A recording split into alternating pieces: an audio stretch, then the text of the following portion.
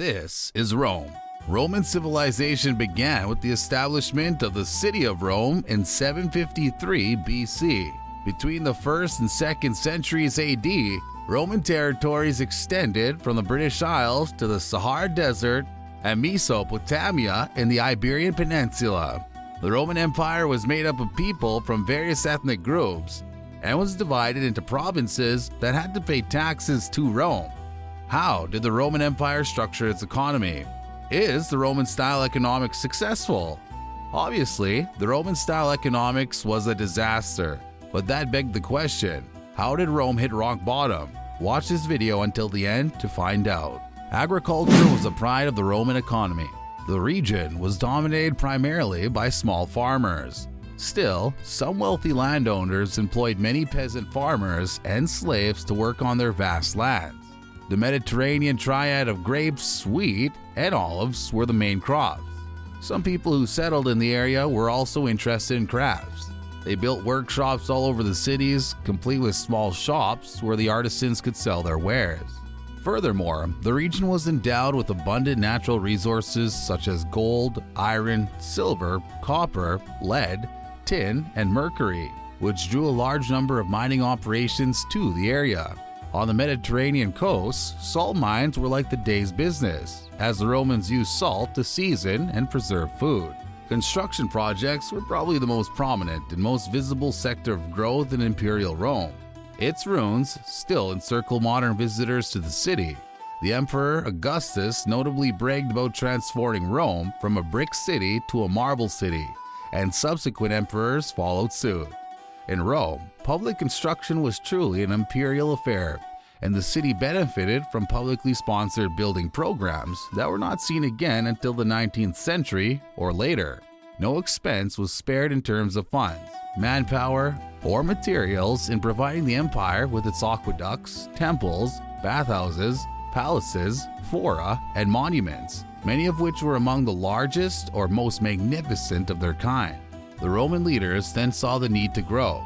Grain's importance aided in expansion and conquest. The Romans secured their growth and expanded their territory and conquest by striving to secure grain-producing provinces. Among their notable conquests were the North African provinces of Sicily, Egypt, and Tunisia. These areas were critical in the grain processing and shipment to Rome. Grain from these regions was shipped directly to Ostia, which was Rome's official port, and penalties included deportation or execution if the most direct route was disrupted. The grain was assessed, checked for quality, and then barged up the Tiber River to Rome, where it was packaged up for distribution for consumption throughout the empire. To maintain their dominance, the Roman Empire forced their way to control of food production and transportation in their trading industry. There was also significant exchange of goods from all over Asia, Europe, and Africa. The empire's and many of its citizens' prosperity created a demand for luxurious and exotic imports.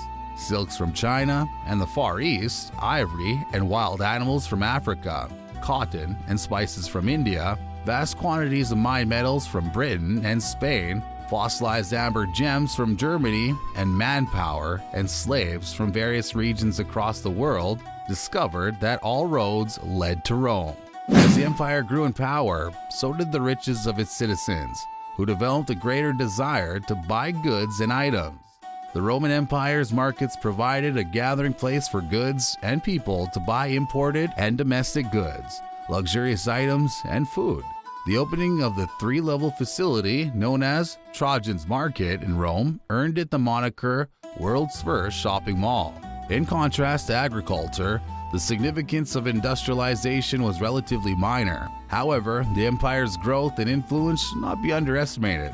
Mining was one of the most important industries in ancient Rome, providing stones for massive construction projects as well as metals for tools. Their ability to manufacture some of their basic needs saw them manufacture weapons that gave them the Western world. Marble was supplied by Greece and northern Italy for the buildings that awed both the ancients and the moderns. Large amounts of silver and gold were mined in Spain to make coins and jewelry, while mines in the United Kingdom produced iron, lead, and tin for weapons. Small-scale manufacturing plants were established in cities and towns across the empire, producing handcrafted pottery, weapons, glassware, jewelry, tools, and textiles. Of course, they had to build trading routes for security and efficiency. On the land and at sea, vast trade routes were established. The Roman constructed roads are one of the lasting legacies of Roman dominance, with many still used today. While a large network of roads aided in the transportation of goods, their primary function was the rapid mobilization of legions. Huge amounts of goods were transported along these roads in the wake of marching soldiers. Even so, transporting goods by land was slow and costly because lumbering oxen pulled large loads in carriages and wagons. Because large, slow shipments were vulnerable to raids and bad weather, they had to start using faster, horse-drawn loads. But they could only transport lighter cargo, thus needing more horses and wagons to transport their goods. Caravans of donkeys or camels hauled loaded panniers, and enslaved people also pulled some goods who provided cheap labor. Land trade was only profitable when goods traveled short distances or when the cargo consisted of small, pricey luxury items. Most large volume, heavy goods, such as precious metals, foods, stones, and construction materials, were transported by water. Multiple sea lanes provided affordable and convenient access to all areas of the Mediterranean. The consolidation of the Roman Navy under Augustus effectively eliminated the threat of piracy. However, bad weather, inaccurate charts, and poor navigational equipment could still devastate a convoy.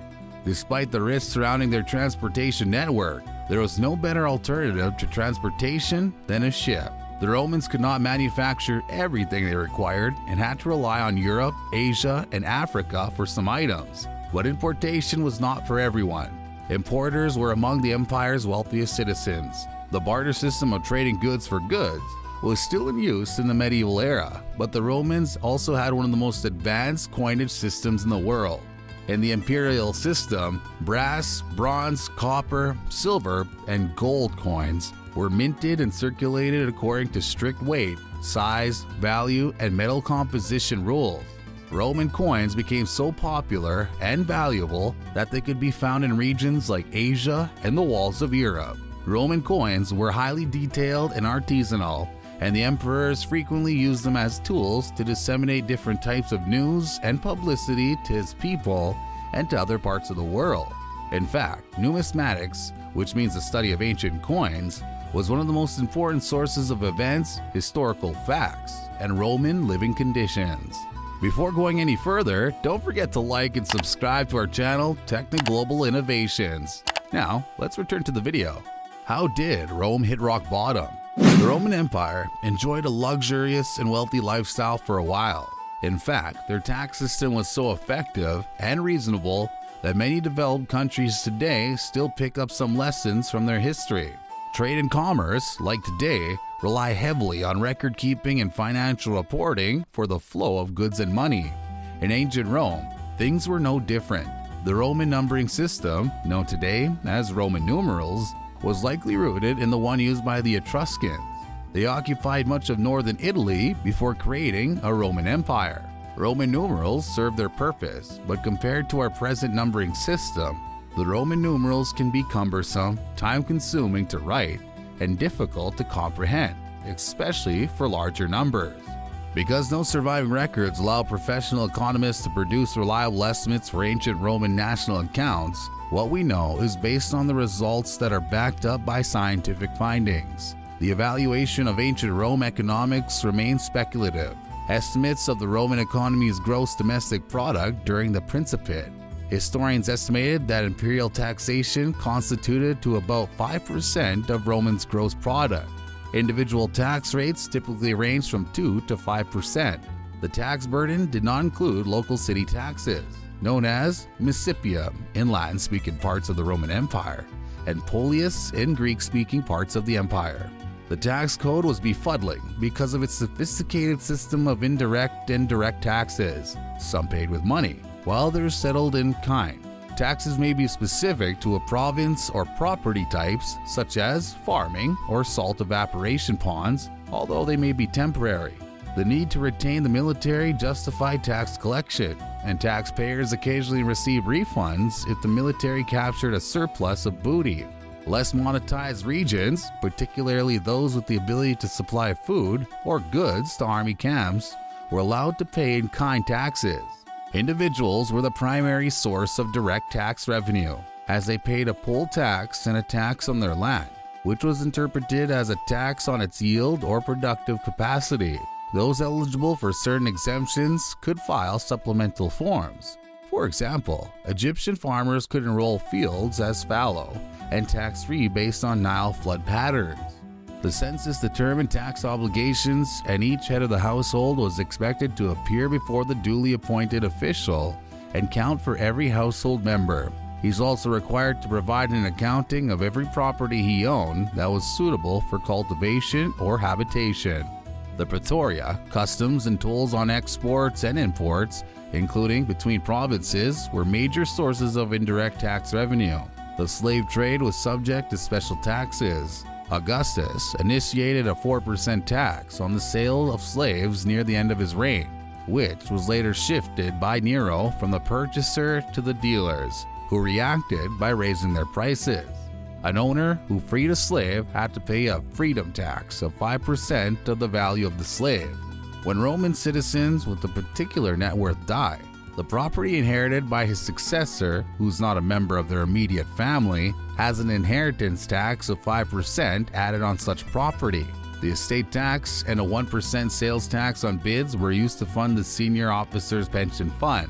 Lower taxes aided the Roman ruling elite in increasing their wealth, equaling or exceeding the central government's revenues.